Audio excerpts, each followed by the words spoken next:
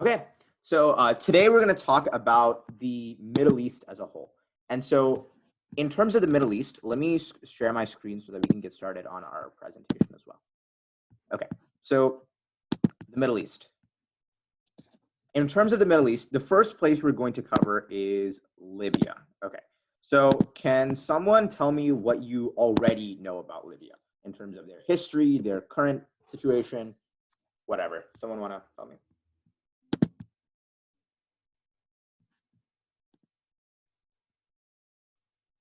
Does anyone know in terms of where Libya is in Africa?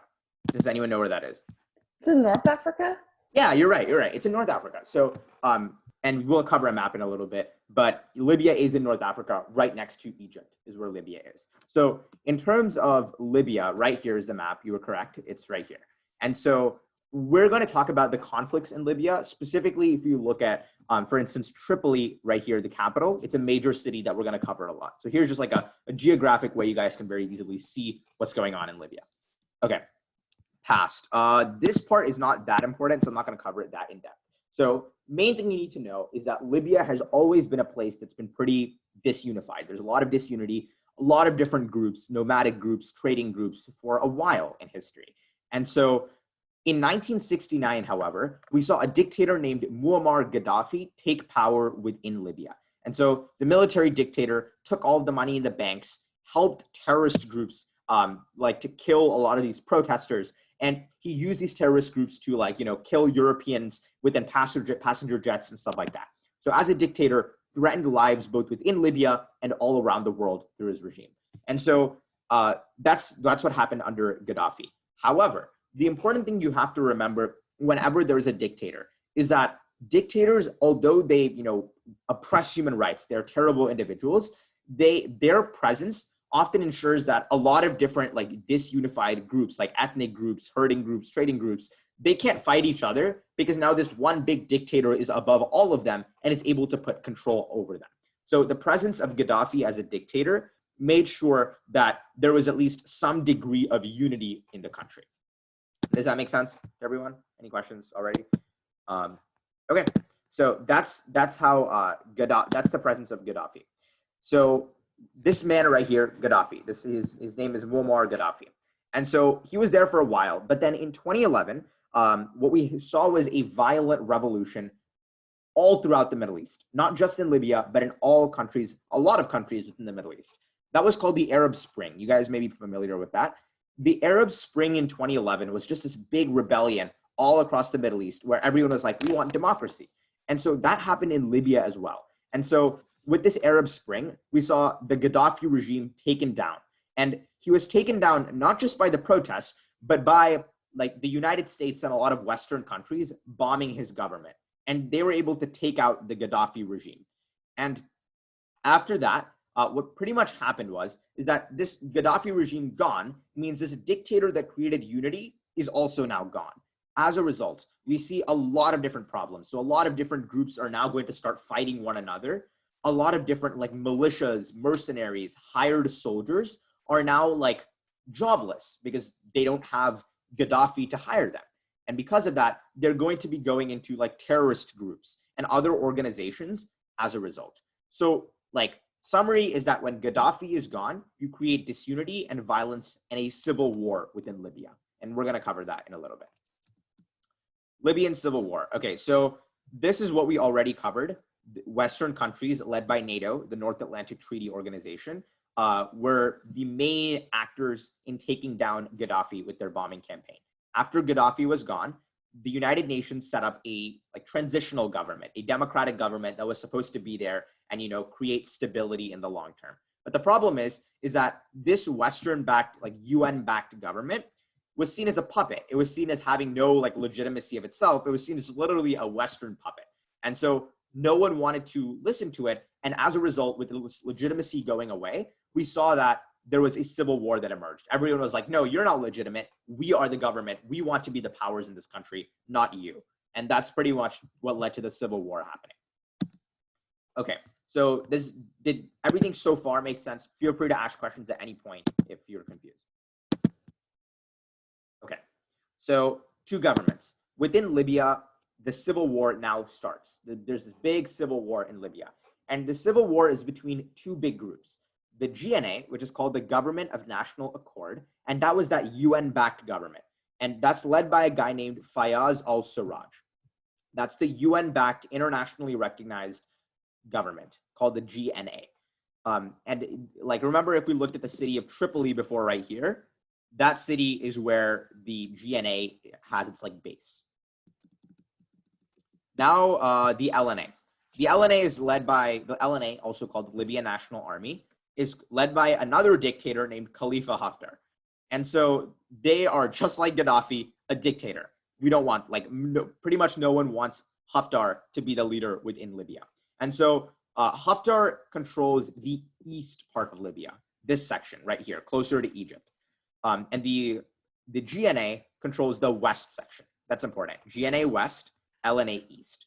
The importance of the LNA and Haftar being in the east is that the east is where all the oil is in Libya. So Haftar currently has all the oil, and as you guys can probably tell, Haftar, as a result, is going to have a lot of the money in the country as well.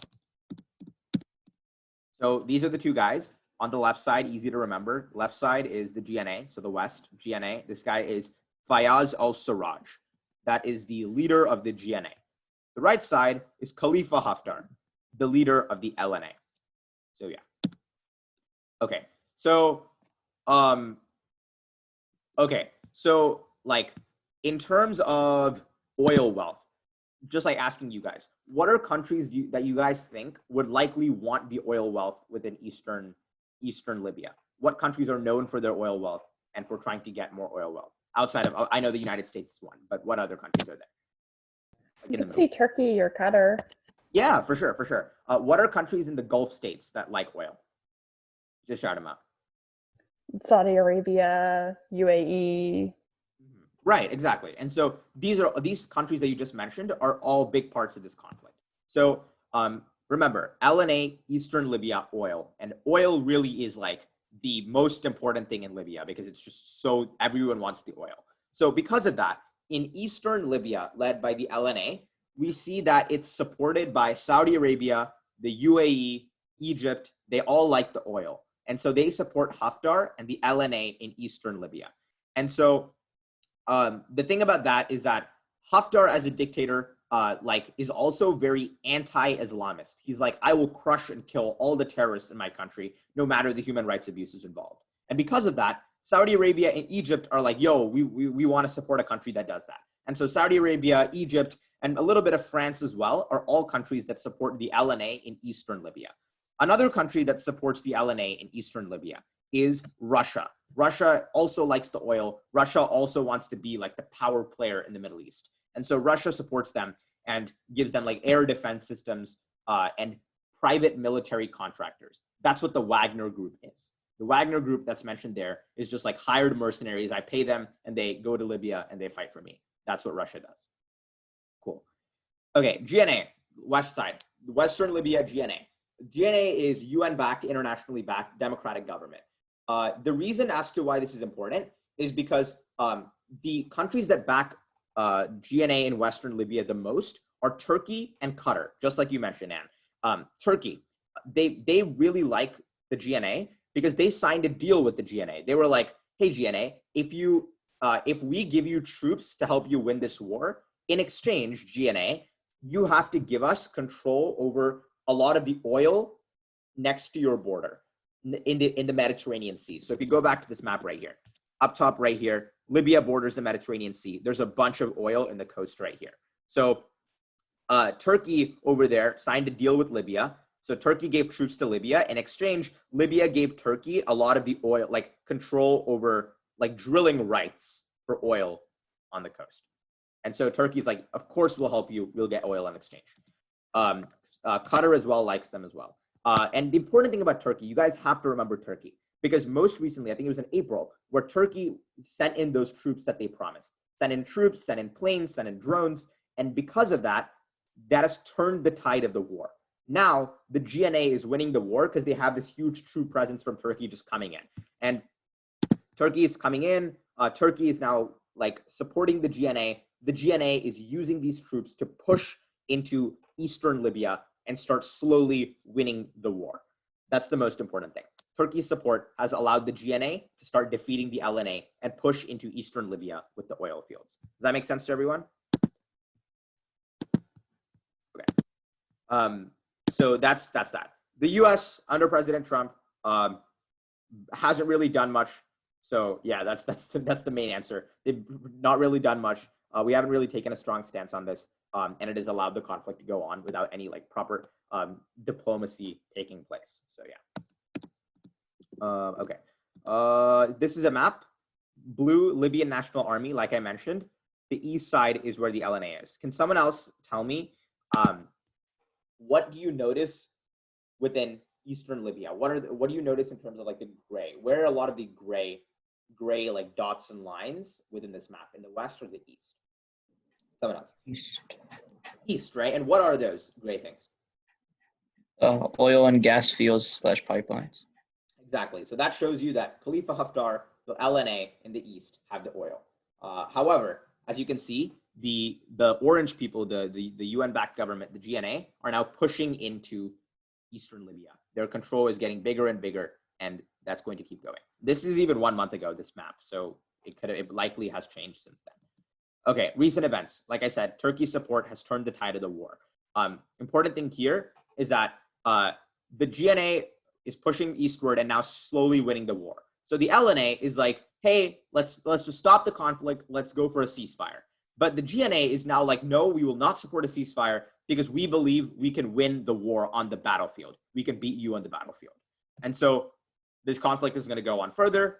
We're going to see more problems, more conflict, more humanitarian catastrophe in Libya. The main thing here. So see this little dot right here called Sirte, S-I-R-T-E right here? That's important because that's like the halfway point in Libya. And the orange, the GNA, is getting closer and closer and closer to Sirte. So after Sirte, this halfway point is where all the oil is in eastern Libya. Once you cross Sirte, you get the oil. So as the GNA and Turkey are getting closer, Egypt over here has said that Egypt will intervene militarily, like with troops, to protect the LNA if Turkey and the GNA cross and control Sirte. Does that make sense? So if Turkey and the GNA beat this halfway point, Egypt says it will bring in its own troops and fight this war as well. That's a big problem. So like this could become a serious conflict outside of just a civil war alone. Okay, so yeah, that's the main thing. Obstacles to peace and stability, lots of conflict, lots of arms coming in from lots of different places. And so it's hard to make a ceasefire happen because there's like 50 different groups. So you can't enforce whether all 50 of these groups put down their arms. So it's really hard to make a ceasefire happen.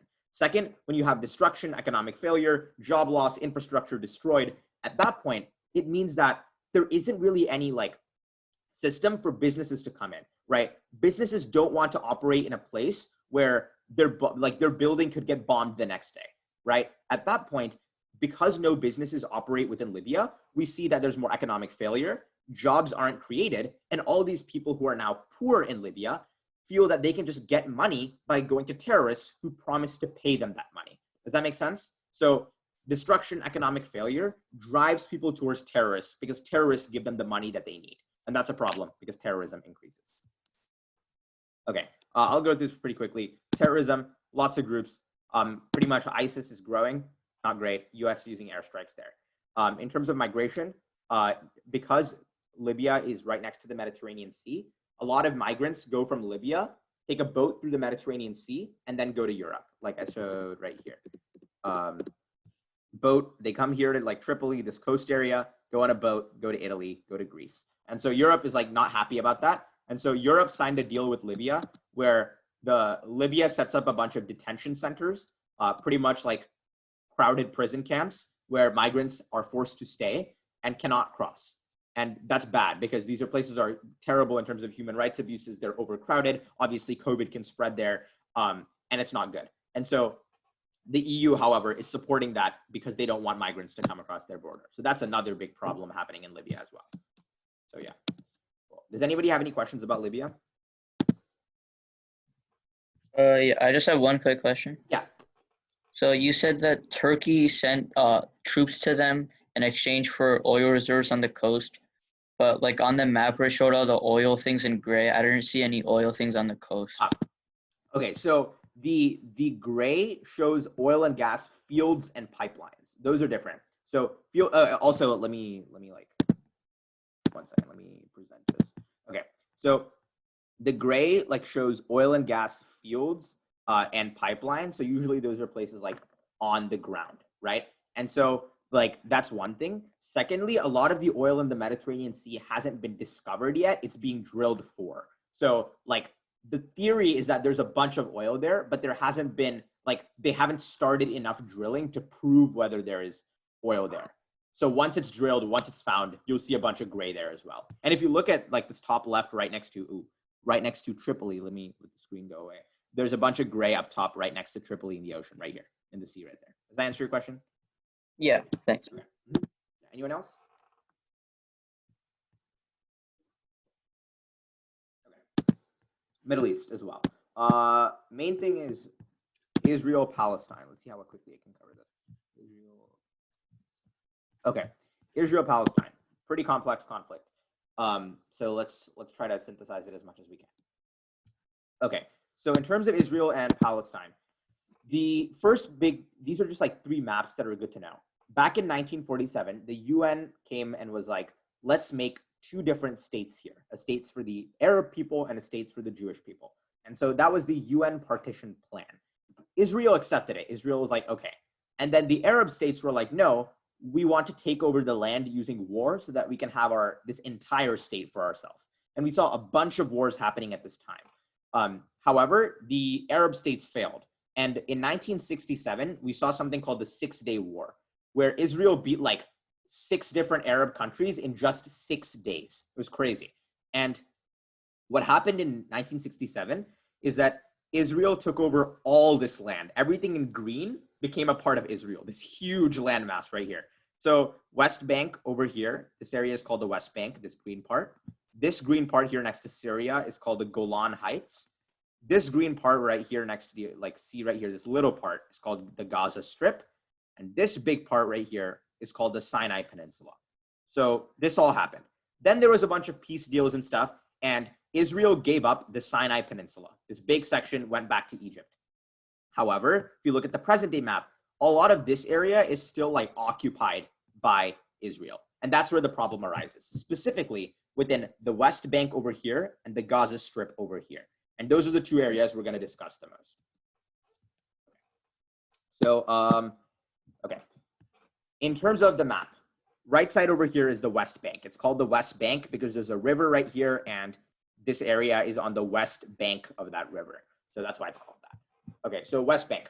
This is an area that is supposed to be, like, the Palestinians say is theirs. Israel occupies it and divides it into 3 like zones, 3 areas.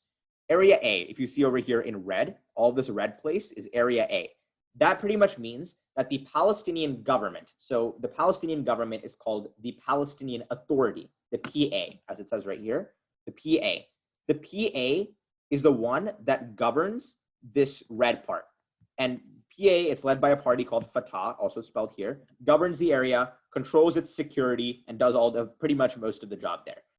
Area B, light pink, is area where the PA, the Palestinian government, controls the civilian aspects, like, the courts, the like dispute settlement process, the provision of water, electricity, stuff like that is civilian. The PA does that, but Israeli troops manage the security there. So that's Area B. Area C is the white part. Area C is where Israel fully controls the area, both civilian and military governance, and civilian and security is done by Israel. So what do you guys notice about Area C in comparison to Area A and Area B? Area C looks really big. Exactly. It's 60% of the land. So Israel fully controls a good section of this. That's the big thing. So that's an area of dispute.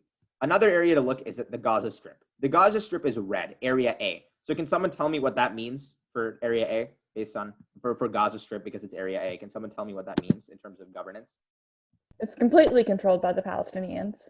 Right, in terms of governance, yes, yeah, and the security and civilian, yeah.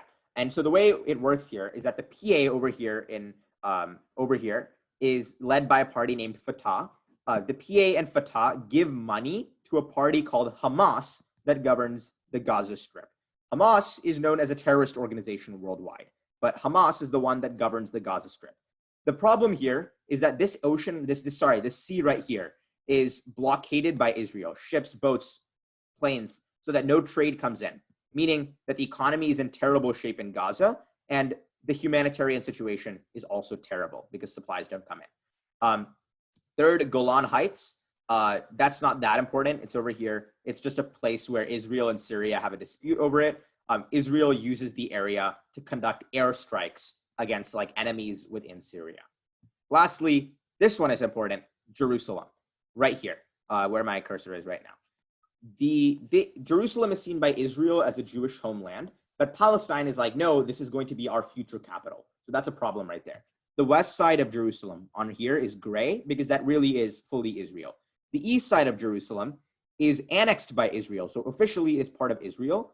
However, it is claimed by Palestine because they're like, no, all of our holy sites, our temples, and our future capital is supposed to be here. This should be ours. So that's a big dispute point, big pulse point between Israel and Palestine. Does that make sense geographically? Any questions? Okay. Two-state solution ideas. You might have heard of this before. The two-state solution is the idea that there should be both an Israeli and a Palestinian state. And so that's the idea. The Palestinians are like, hey, we want this part and this part to be ours. Israel is like, no, this is our occupation.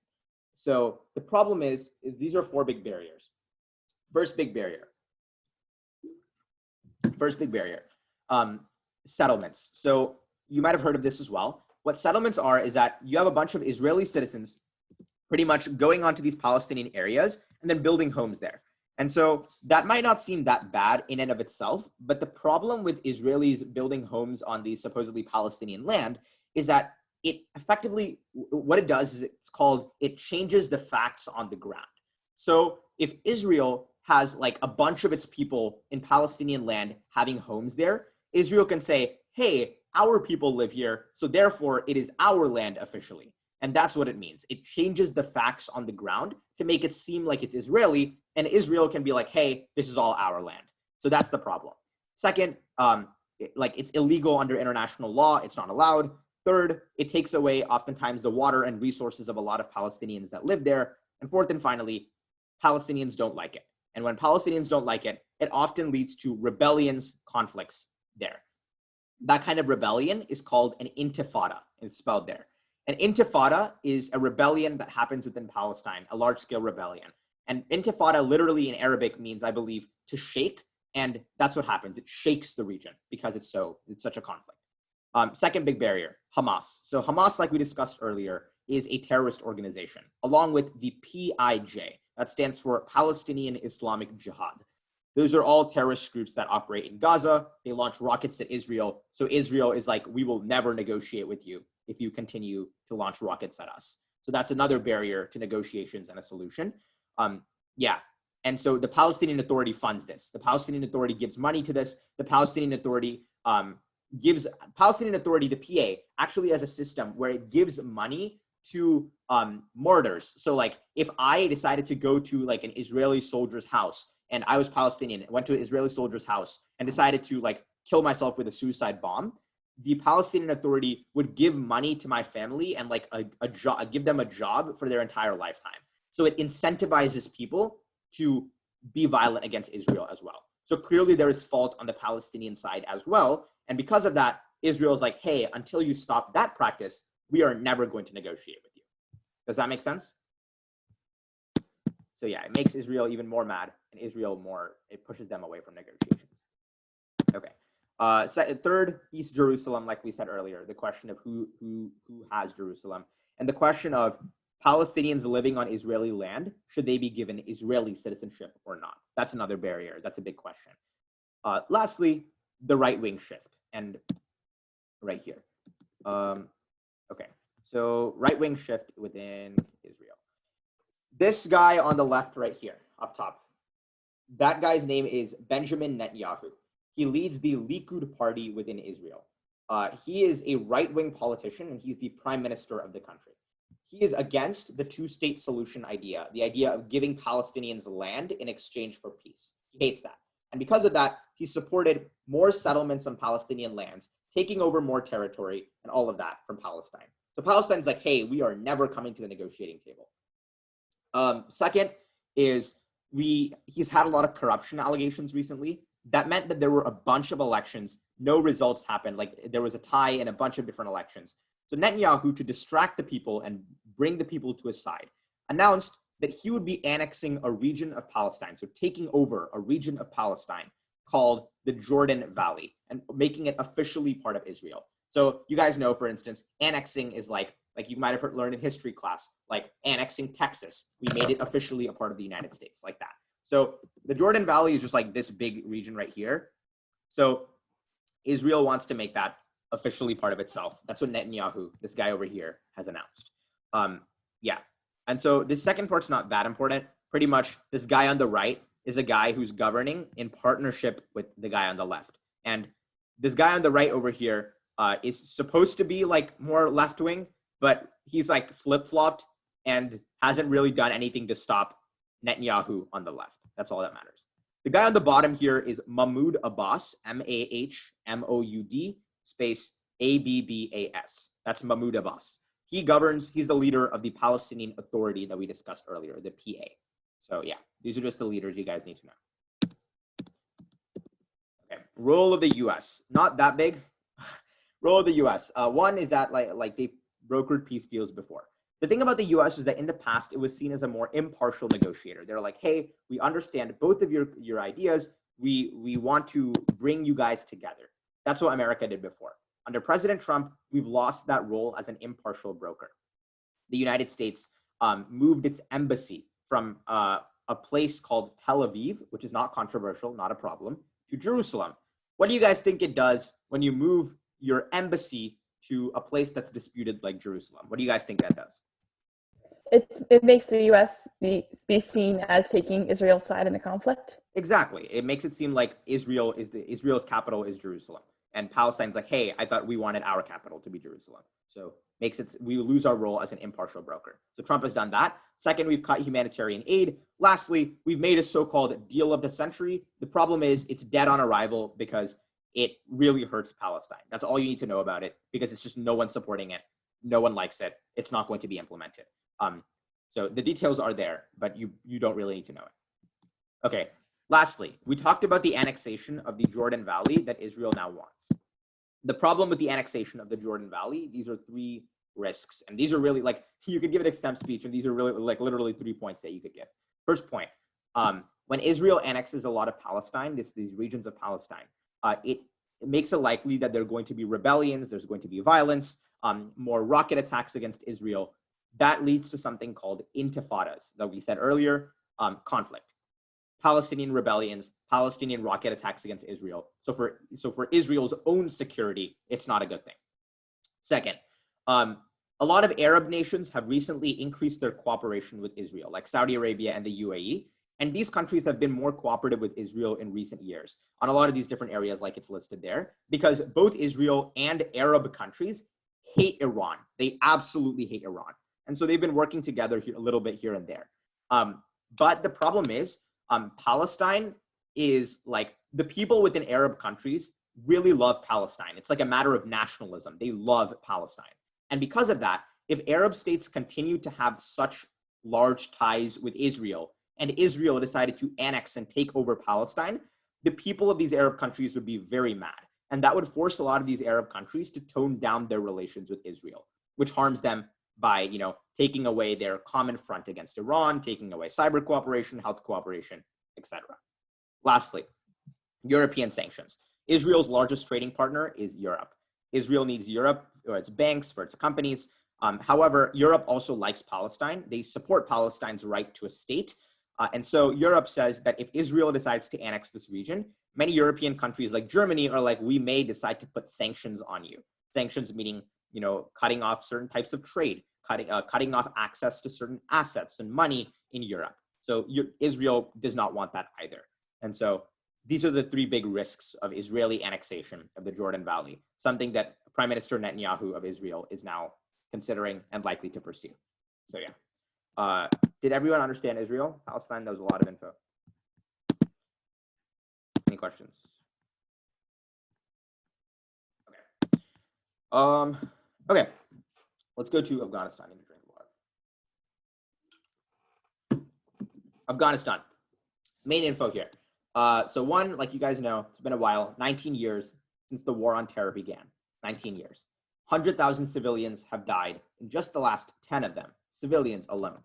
2,300 US soldiers have died in Afghanistan. And to add to that, 3 presidents, Bush, Obama, and Trump, have all said they would pull out of Afghanistan. However, like there have been dual issues. One is that like the conflict has gotten worse in certain areas, so America doesn't want to pull out. And second, we often put troops back in as a result. So the war continues to go on. Context. I will cover this. Okay, this is a better ad. That video is not necessary. Okay, so the main thing about the context here is that the communist government within, so there was a government within Afghanistan in the 1980s. It was a communist government. And during the Cold War, the Soviet Union supported that communist government. And so the United States was like, no way. And so the United States supported a lot of these warlords within Afghanistan. Those warlords are called the Mujahideen. It's spelled there. And so this conflict within Afghanistan leads the Soviets to send in troops and stuff, but these US-backed warlords are able to kick out the Soviets. So America then leaves, and for a couple of years, a lot of random stuff happens, a lot of instability occurs. And as a result, what we see is that a group known as the Taliban emerges within Afghanistan. They take over the country. The Taliban is a regime based on Sharia law. Sharia law is like extreme Islamic law. Most normal Muslims don't support it. It is extreme. They don't support women having the right to read or have education. They're very extreme. And second, they shelter terrorist groups. They sheltered Osama bin Laden, and that allowed for 9/11 to occur. And when we found that out, we decided to invade Afghanistan to take down the Taliban and Osama bin Laden. And we do that, and we set up a US-backed government within Afghanistan, taking down the Taliban. That's the context. And second, another important part of context to know is that Pakistan has historically supported the Taliban through its own intelligence agency known as the ISI. So like it's pretty much like our CIA. The Pakistani government supports the Taliban, supports regional terrorist groups, because they believe that it gives them this kind of like buffer against India, because you know, as you know, Pakistan and India don't like one another. Pakistan believes supporting terrorist groups gives them a buffer against India. Does that make sense? Any questions so far in terms of historical context? Okay. Failures. Okay. Let's see if we have time. Okay. Oh, Brian, how many? I don't know if you have time for the video or not. What do you think so? I don't think you need to give it. Okay, I agree. I'll go to. Okay, so I'll just summarize it. Main thing is that in terms of the Afghan government and the US government, they've both been failures that have led to this conflict getting worse. A big failure has been the fact that there's a lot of corruption within the Afghan government. That corruption has meant that when we give the Afghan government money, it doesn't necessarily mean that the Afghanistan army starts getting trained, better paid, or getting weapons. And because of that, the Afghan army is very underprepared, very bad. And they literally can't hold districts in Afghanistan on their own without America supporting them. They're that bad. It's just terrible. And so in 2014, however, America decides to shift to a more training and support role within Afghanistan instead of having its troops do actual combat. But then in those 3 years after that occurs, the Taliban starts reemerging, taking back a lot of territory, a majority of territory in Afghanistan. So 2017, President Trump puts a bunch of troops in Afghanistan as well. That doesn't work either. The Taliban remain powerful. So that's a big problem as well. Another failure is that there's, like we said earlier in Libya, when the economy is destroyed and there aren't jobs, it drives people towards terrorist groups. And that worsens the conflict there. Lastly is government factionalism. The government there is not united in any way, shape, or form. And because of that, it's decreasing the ability of the government to work together in dealing with the threat of the Taliban.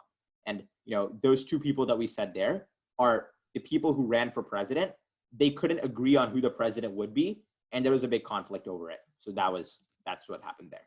lastly, most recently, is we saw the Taliban and the United States coming together to sign a deal.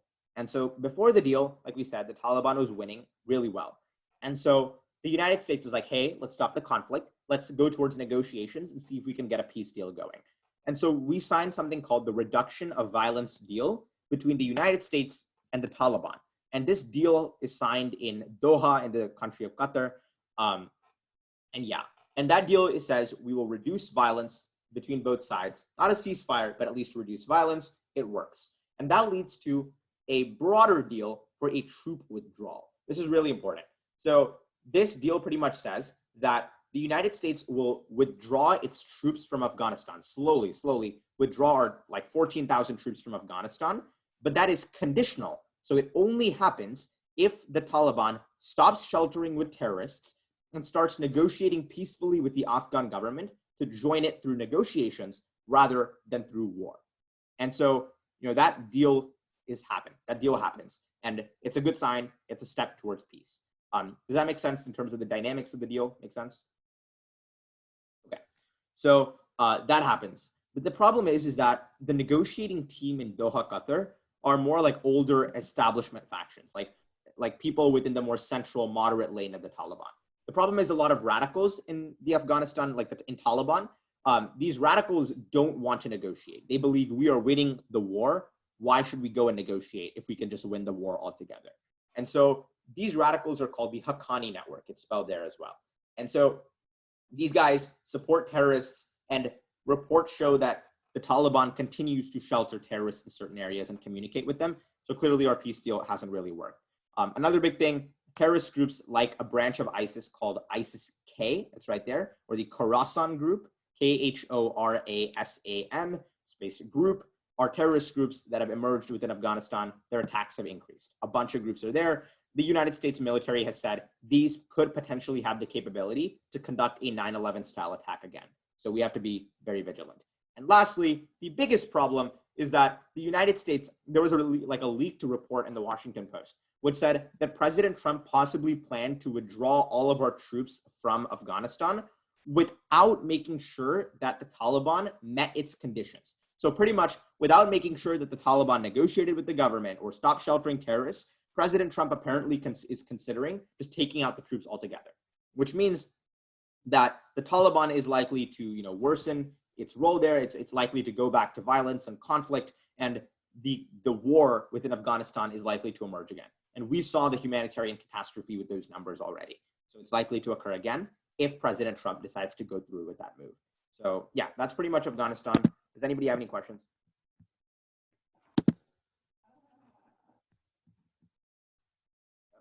Okay, so I'll pass it over to Brian, and he'll start with Syria. Yeah, I'll share my screen now.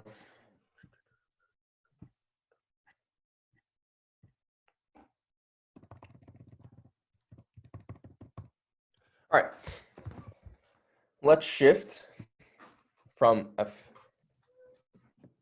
what Pranav was talking about to a few more case studies on what's been happening in the Middle East recently. And I want to start off with Syria, okay? This is undoubtedly just a disaster of unimaginable proportions. What's going on in Syria, what has happened in Syria for the past decade. It has become the poster child for humanitarian crisis in the 21st century. And let's just take a look at what happened and why it's so dire, okay? Here's a timeline. Basically, Bashar al-Assad took power in 2000. From 2000 to 2011, there was economic instability, corruption, high unemployment under the Assad regime. And in 2007 to 2010, within that period, there was a severe drought in Syria's breadbasket, which causes cities, since people can't harvest crops and stuff like that. So a lot of farmers and rural people went straight to the cities, which led to a population shock. There was just a shock of population. There's a lot of people and kind of unrest within the cities. This contributed to, in late 2010 and early 2011, when Arab Spring occurred, there was uprising in Syria as well. And if people don't know, Arab Spring was basically a big uprising in 2010 where people across the Middle East and Northern Africa rose up demanded change and overthrew a bunch of governments to try to get more democratic governments in place. Largely, though, Arabs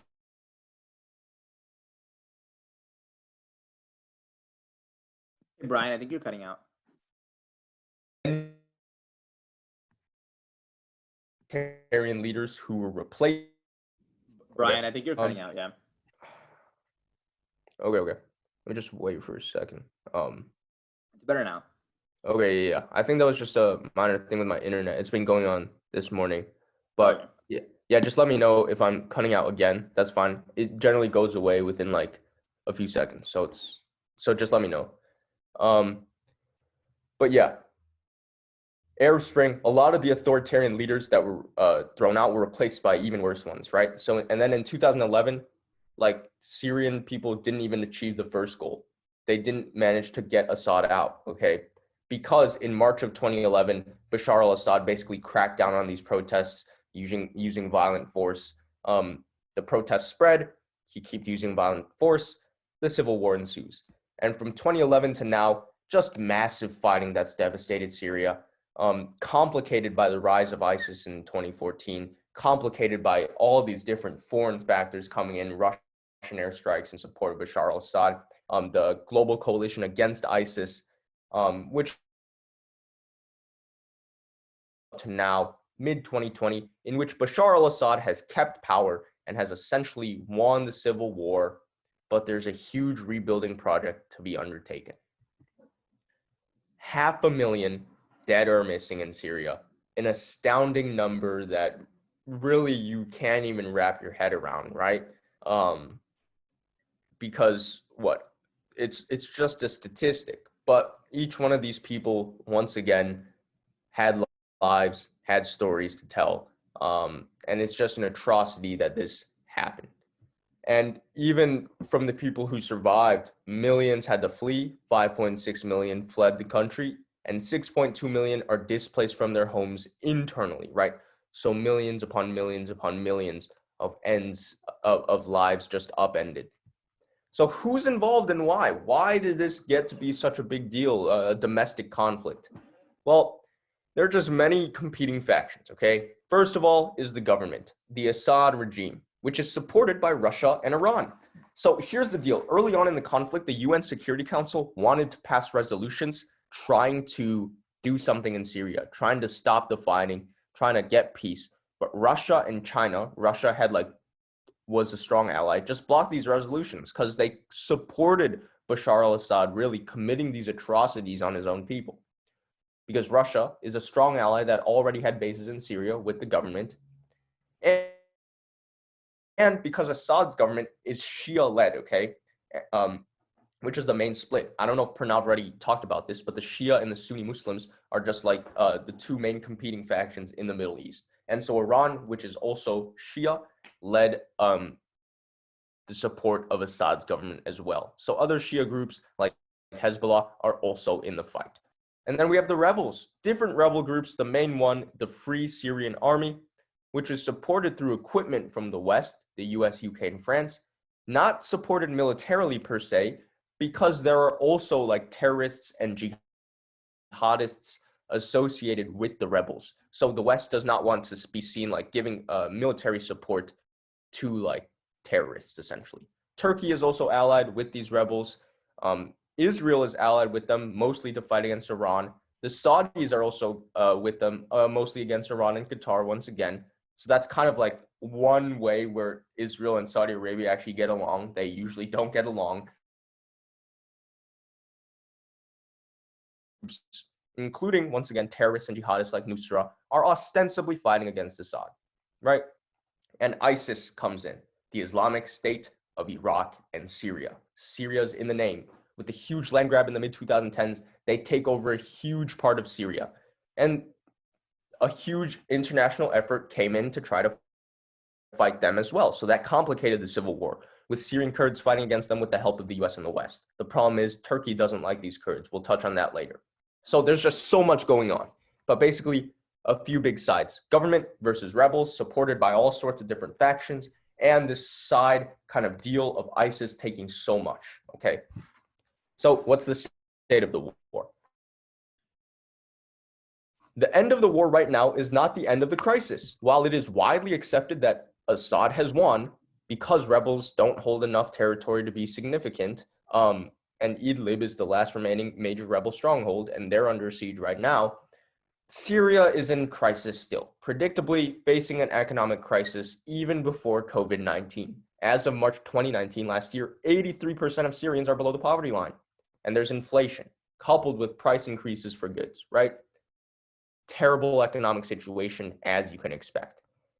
It might be better termed as just saying that Assad has survived because the regime is really weak, subservient to outside interests from Iran and Russia, and there's a massive migration problem. So even if the war is over, you'll deal with. You're cutting out again, Ryan. And this just illustrates the siege issue. Okay. It's fine now, I think. I'll just wait for. It's fine now. Yeah. Okay. So if we take a look at this chart, Turkey has had to take in 3.6 million Syrian refugees. Lebanon has had to take in almost 1 million. Jordan, 670K.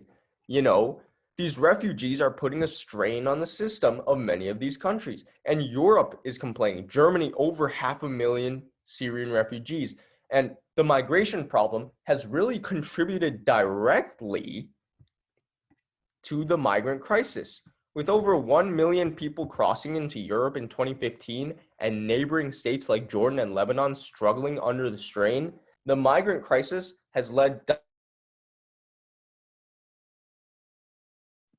right parties in Europe, the alternative for Deutschland in Germany, Orban's rise in power in Hungary, Sebastian Kurz in Austria, recently the Poland election where the right-wing candidate won again. So in Italy is mostly run by more conservative people who are against these migrants coming in, and much more in Europe, largely due indirectly to the fact that Bashar al-Assad started committing atrocities against his own people in 2011. So that one conflict in Syria has spread across the region, across the world like a wildfire. And the US, once again, has gotten involved as they have said they don't want to be taking Syrian refugees in, right? So it's just a disaster all around for Syria. So what really pains me about Syria is that there's basically parallels between what's happening in Syria and what's happening elsewhere. Yemen, if you think about it, is almost kind of a carbon copy. Not necessarily like Arab Spring and stuff, but similarly rebels, infighting. It's literally a very similar situation. And right now, Yemen is the biggest humanitarian crisis in the world. And if we look over the timeline, it looks eerily similar, okay? 2011, Arab Spring caused a shift in power from authoritarian Ali Abdullah Saleh to Abdrabbuh Mansur Hadi. Now, what's the problem? As I said before, some of these authoritarians are replaced by people who are even worse, and Hadi was pretty bad, okay? In 2014 and 2015, Houthi rebels, who are mostly Shia, were dissatisfied with Hadi, and they marched on to Sana'a and took over the capital. Boom. And Saudi Arabia came. Now, this is different because remember in Syria, Saudi Arabia was supporting the rebels because they were the Sunnis. Now, Saudi Arabia's supporting the government. But as we can side of the conflict people are on, it's atrocious either way. That's the fact of the matter. No matter what is going on, I might be cutting out again. Should be fine now. But It's fine, yeah. no matter what is going on, no matter who's on what side, it's still an atrocity, okay? Saudi Arabia is backing the government this time, receiving logistical support from the US, UK, France, because that's, oh my God, we're always on the same side. And what was supposed to be a quick war, which is familiar terminology when it comes to the Middle East, ended up in half a decade of turmoil, still ongoing. And whoa, another player enters the scene. Who are the Houthis backed by? Iran, because they're Shia. That's familiar. Where have we seen that before? Everywhere. And from 2017 to present, Saudi Arabia is blockading Yemen, okay? Because in 2017, there was like a missile supposedly launched from the Houthi rebels towards Riyadh, the capital of Saudi Arabia, and they just decided to block them off. No food coming in. Basically, Yemen is starving. And in 2018, there was a major coalition offensive. So basically, the Saudi Arabia-led coalition is a bunch of like Sunni Arab countries, like Saudi Arabia, UAE, people like that. But in 2019, even the UAE decided that, holy moly, Saudi Arabia, you are going a bit too far. Yemen is literally starving, burning, and dying. We have to withdraw. So in 2019, the UAE withdraws. And keep in mind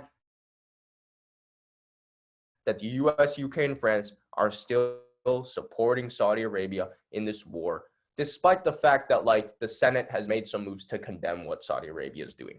They're not really working on no real steps towards peace at the moment, even if there has been some progress, okay? And that's the world's worst humanitarian crisis at the moment. Moved on from Syria, really, in the early part of the decade. Now it's Yemen. Over 100,000 fatalities in a country, really, that is much smaller than Syria. And tens of thousands of children dead from malnourishment because of the blockade.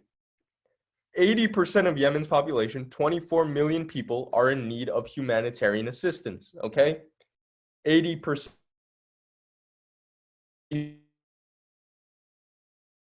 There's very few people in Yemen who are living anything resembling a safe, normal life. 10 million people, one step from famine. 20 million food insecure. And it's so sad because it always just follows the same power players. What are the patterns that we keep on seeing in the region? It's just Saudi Arabia and having an ego measuring contest, costing real lives, real people, real money for what? Well, let's go over it. The conflict between Saudi Arabia and Iran is that they're essentially the two hegemons of the region. The Saudis are the Sunnis, Iran is the Shias. Therefore, other countries, depending on your religious affiliation, rally around Saudi Arabia and Iran as your representative in the region. And some events have really set off the fire, okay? In 2003, when the U.S. overthrew Saddam Hussein in Iraq, it allows for increased Iranian influence there. So that in 2011, Arab Spring and subsequent instability, Arabia and Iran to flex muscles different sides in both of them. And in the past 2 decades and expanding its influence. But Saudi Arabia is trying to reclaim that crown because in 2017, Mohammed bin Salman became the Saudi crown prince, and now he's trying to expand influence worldwide. But obviously, he's done atrocious things. Along with continuing the Yemen conflict, he's killed journalist Jamal Khashoggi, other human rights violations, locked up his political rivals, jailed his own family members. And Israel right now backing Saudi against Iran, right? In essence, this is a regional Cold War, but a Cold War costing real lives. But let's analyze the two countries a bit more. What state of You're cutting out, man. is influence? There's a huge deal of which is a huge idea. Yeah, Okay. Just maybe wait for like 3 seconds. Start again? Yeah, can you hear me now? Yeah, perfect. It's good. Okay, cool.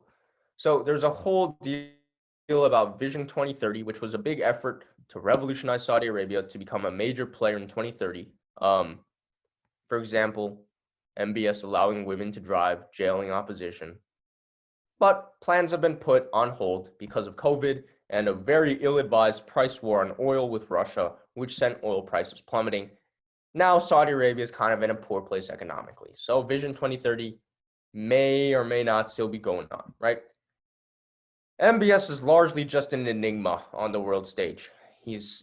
When he first took power, he was a rock star. Everyone took him in. But now he's a killer. Jamal Khashoggi, Yemen. In all, very, very just, not one to really like if you're just an average person. MBS is not someone you should be looking up to. That's the way I'll put it. Okay. But yeah, that's the state of Saudi Arabia. And of course, along with all the galore with what's going on with Vision 2030, they are still just killing people in Yemen. Like, this is what's happening. And it's not like Iran is like that much better, okay? The state of Iran, they are really like doing their own people dirty right now. In late 2019, widespread unrest in Iran made it the worst state for the regime in recent memory. Because if you don't know, Iran is a theocratic government where the supreme religious leader leads everything, okay?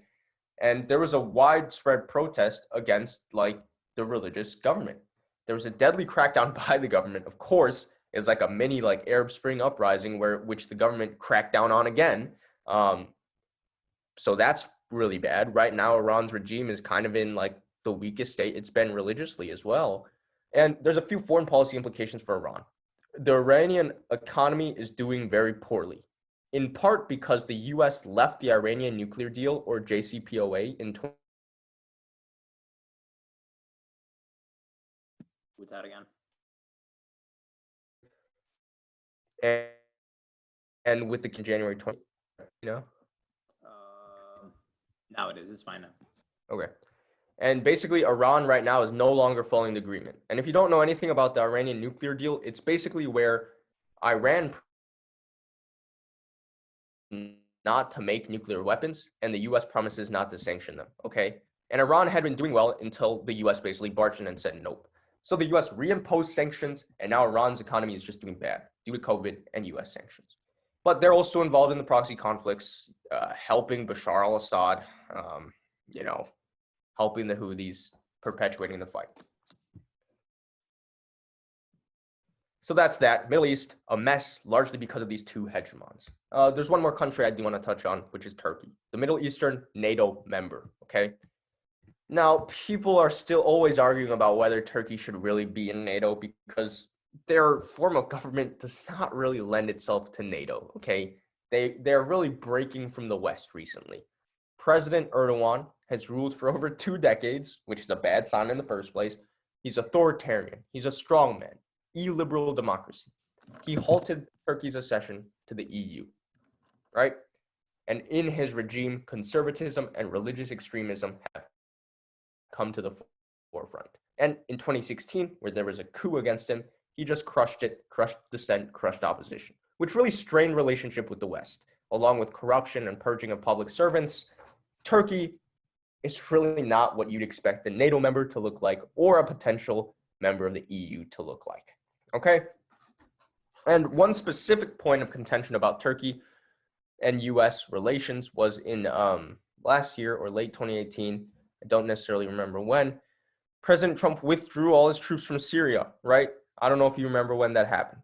But one of the main reasons why this was so bad in most people's eyes was because the Syrian Kurds, which is an ethnic group, was allied with the US in our fight with ISIS. But Turkey does not like these Kurds. They think that they're creating like their own state away from Turkish like authority or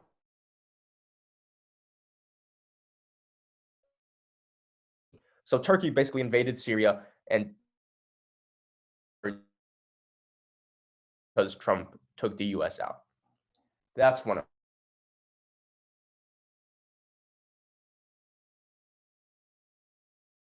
backsliding, a worrying trend overall. And they also have Russian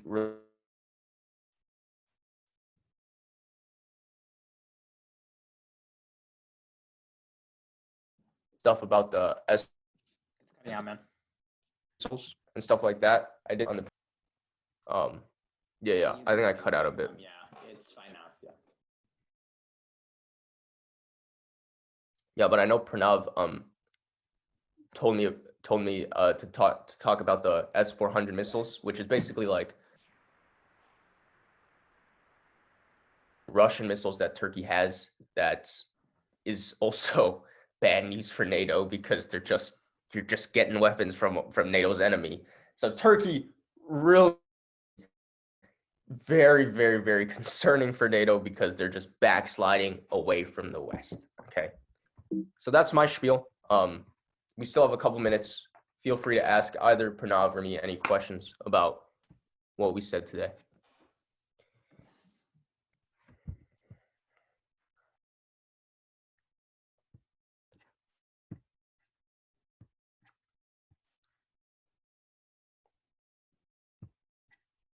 So are the Sunni and the Shia like fighting because of differences in religion, or is it just something that sort of like spiraled out of control? I would say like so yes, there's a religious difference, but like the religious difference doesn't necessarily have to lead into conflict. The reason it led into conflict is because a lot of times of the territorial claims that are involved here, right? Like for instance, if you look at, this is a different religious dispute, but if you look at Jerusalem, for thousands of years, lots of different religions coexisted there, no conflict. But then when the territorial dispute emerged, everyone started going into conflict. So territory is probably the bigger reason than the territory and power.